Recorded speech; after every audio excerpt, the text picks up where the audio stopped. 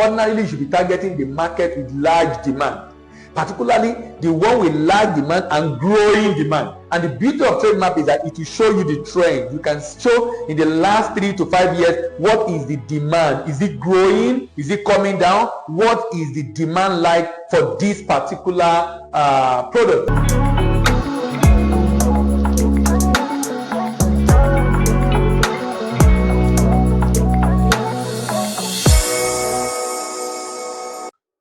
Today we'll be talking about beginner guides to export business. You know, there's a big challenge for a lot of people coming into export. They always have challenge and asking important questions that can help them to be able to navigate the complexity and issue around export. I've been exporting for almost 2 decades, and I'm sure, and I do training, capacity building for people. I'm sure I'll be able to have some value to you today as we have this conversation on beginner's guide to export business. So if you're trying to go into export business, the first thing I would recommend you consider is you need to decide on the product you want to export. You need to decide on the product. So what do you want to export?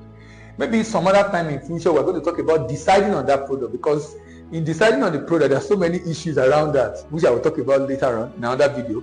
But decide on the product. So for some people, they are manufacturer already. They already have a product they want to export. So if you're a manufacturer already have a product you want to export, that's an advantage. That means that's an advantage and disadvantage. Advantage in the sense that it reduces your search on what to export. But it's also a disadvantage in the sense that you can become so married to your product at the expense of, even when the product rather is not viable. So it's not enough for you to want to export that particular product. Ask, is this product viable? If it's not viable, don't be married to the product, but decide on the product. A number of other factors you can consider about the product. You can look at the amount you need, the funding you have to be able to do it, and to be able to do the shipment and the like, but ensure you have a product you want to export. Now, immediately you've decided on the product you want to export, the next question you should be asking yourself is, where is the market? Where is the market? And I will call that purchasers.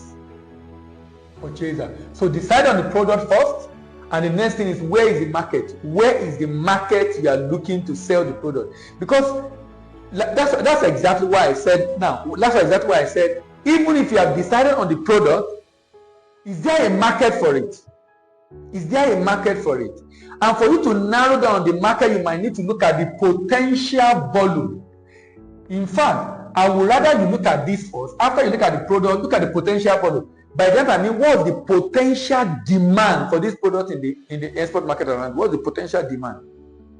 So for example, I want to export raw cashew nut. What's the potential demand of raw cashew nut? Cashew nut demand in the world, I think it's about $7 billion. I want to export cocoa. What's the demand? I think about $10 billion. So my recommendation is, anything you want to export, let it be that at least $500 to $1 billion in demand. I would prefer $1 billion minimum, but $500,000 to $1 billion in demand will make a lot of sense. That means the demand is huge, right? Because you look at it in naira terms or in other terms of the currency of some other developing nation, that's a lot of money. Now, so that's the potential. Now, when you determine the potential and you're able to get the potential, and you can actually, if you want to know where to find the potential of your product, visit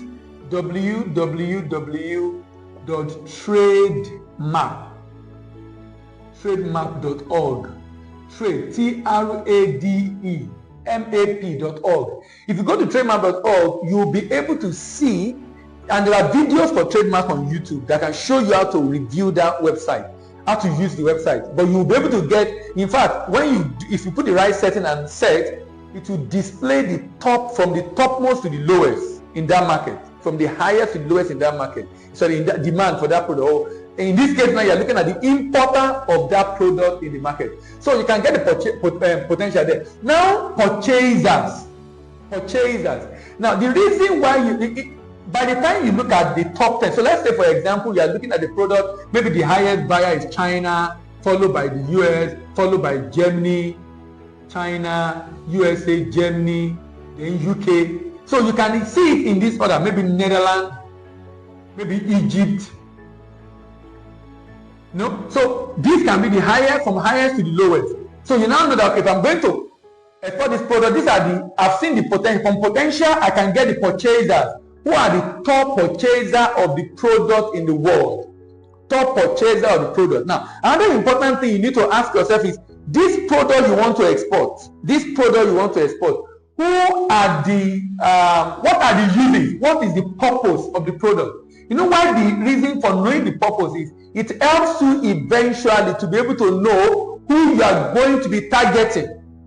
In fact, it also helps you to know the parameters that are required, because the purpose determines the parameters. The purpose basically talk about the uses. Who are those that use it? So if I'm exporting shea butter, for example, who are those that use shea butter? Some people in cosmetics use it, those in the food industry use it. Who are those that are using that product? That lets you know. Sometimes that it will influence the parameter. By parameter, I mean specification. So when I say parameter, I mean specification. Specification. So product, what do you want to export? Purchasers, potential. What is the volume of demand? Purchasers, who are those buying? Purpose, what do they use it for? Parameter, what are the parameter required or the quality specification required for that product? Now, remember, we're talking about beginner guide to export business. These are the important questions you need to ask yourself, that you need to answer before you even venture into the public. Now, what this will do for you, it will make you to do a lot of research.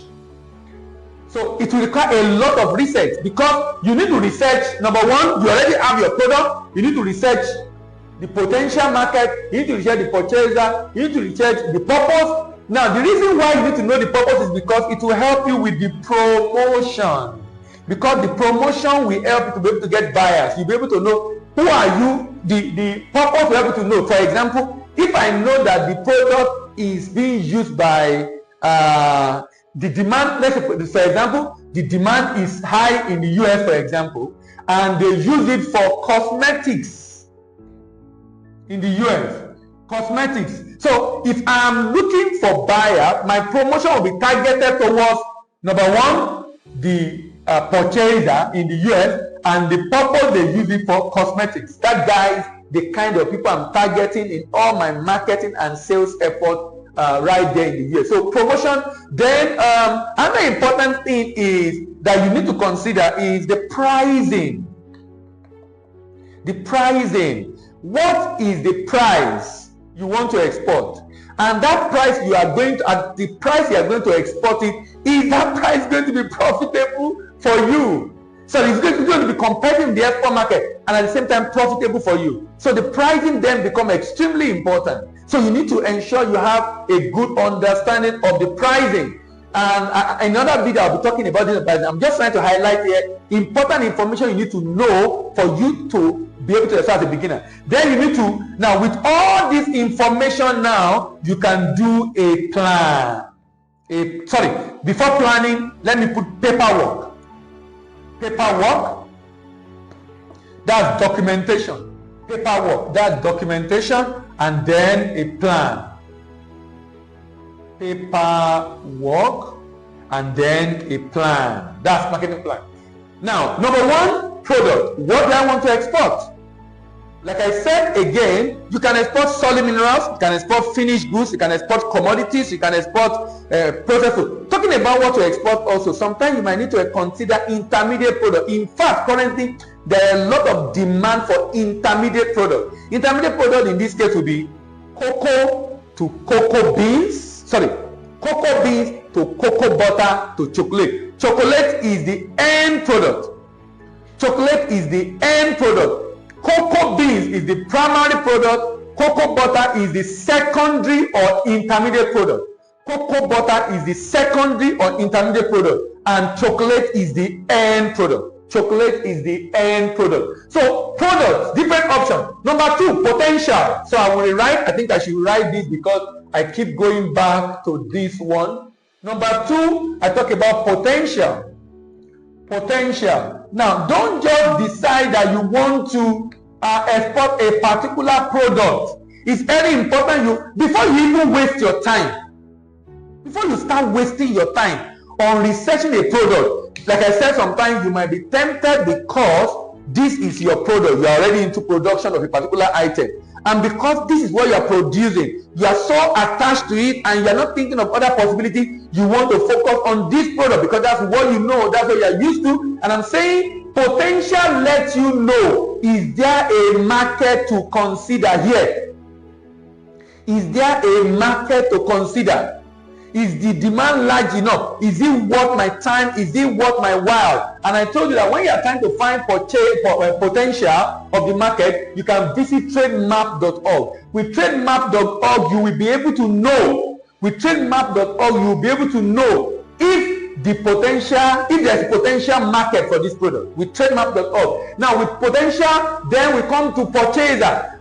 Through the potential market size, and the fact that it will be arranged in descending order by Trademap, when you have done the sorting on of the importer or the buyer of the product, you'll be able to know also purchaser, who are the largest buyer, because you don't want to waste your time chasing the smaller buyer. The reason you can chase smaller buyer is if you have a particular advantage in that market.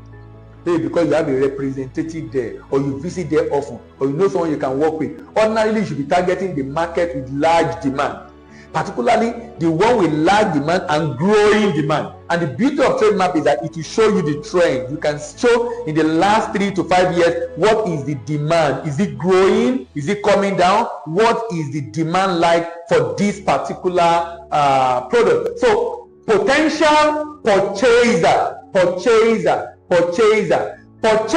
now. Purchaser talking about the people buying, particularly the country buying. But then I spoke about the purpose, and I talked about the fact that purpose is going to help you to be able to know the parameter required, which is also called specification, and also let you know who to target in terms of promotion. Purpose. Different product can be used for different things. A product rather can be used for different things in different countries, depending on what they want it for. It can be a particular specification of that product that make them to use. Some people use the highest level of specification of that product, some use a low level of specification of that product, depending on different market. Different market determine what they want to buy and how they want to buy. And then, so that gives an idea of the parameters. The parameters talk about the specification. So I need to know the product, I need to know the potential of the market, I need to know the purchaser in the market, I need to know the purpose what they are using for, because the purpose helps me to know the parameters of the people that buy, and then I need to know the promotion, the how to promote. Who am I going to target in my promotional activity because of the purpose of the product, and then my pricing. Now, to be able to arrive at pricing, as another video I'm going to discuss, and in different video we're going to take each of these one by one and talk about them on separate video. But here I'm talking about beginner guide. What are the things you need to know? What are the things you need to know? What are the things you should even avoid completely? Avoid wasting your time on a product that does not have good demand. Avoid it.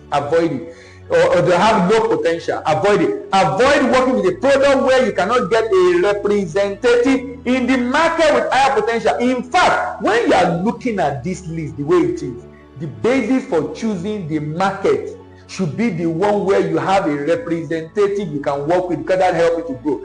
Pricing basically talk about costing and pricing. Is the product profitable? At the price it is right now, is that product profitable? If you are exporting that product to the export market, the buyer is going to be able to sell at the profitable price. Are you going to be competitive, and what are the cost elements?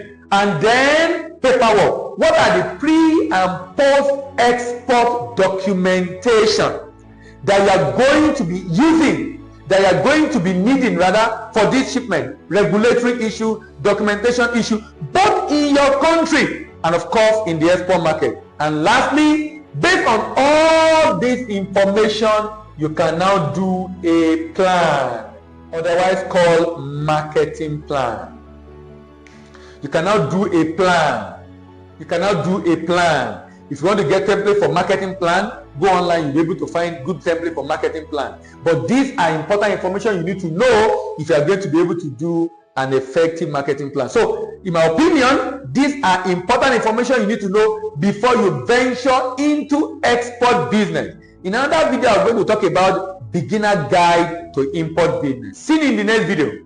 Bye for now.